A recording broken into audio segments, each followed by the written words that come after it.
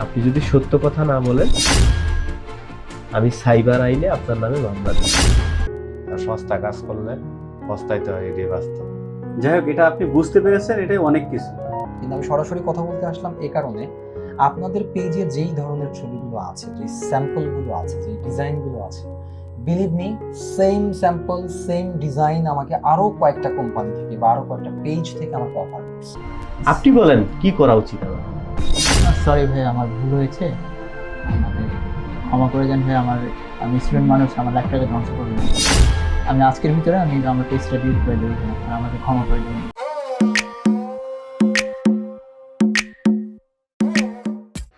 ভাই, গত বছর তো আসছিলাম আমার ইভেন্টটা বুকিং দেওয়ার জন্য, কিন্তু বাজেট স্বল্পতার জন্য বুকিং দিতে পারিনি। এবার চাচ্ছি আপনার এখানে বুকিংটা দেওয়ার জন্য। আচ্ছা আচ্ছা, অসুবিধা নেই। আপনার বিবাহবার্ষিকী অনুষ্ঠান কত তারিখে? মার্চের 6 তারিখে। ইভেন্ট তো রাতেই হবে, তাই না? হ্যাঁ, রাতে। হ্যাঁ, দেওয়া যাবে, অসুবিধা নেই। গত বছর যারা দিয়ে ইভেন্টটা করাইছিলাম, ইভেন্টটা ভালো হয়নি, এত বাজে কাজ হয়েছে। আর সস্তা কাজ করলে পস্তাইতে হয়, এটাই বাস্তব। যাই হোক, এটা আপনি বুঝতে পেরেছেন, এটাই অনেক কিছু। সবাই তো আর বুঝতে পারে না ব্যাপারগুলো। না, সস্তা আসলে- কাজ করলে ভুগতে হয়।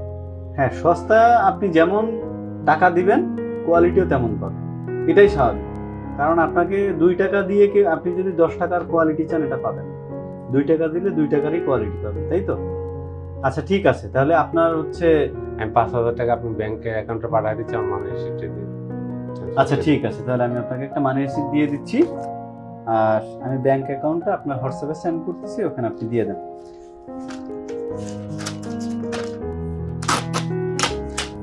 এই যে, না? ঠিক আছে, তাহলে আপনি ভালো থাকবেন, আর দেখা হচ্ছে 6 তারিখ। ইনশাআল্লাহ 6 তারিখে দেখা হচ্ছে।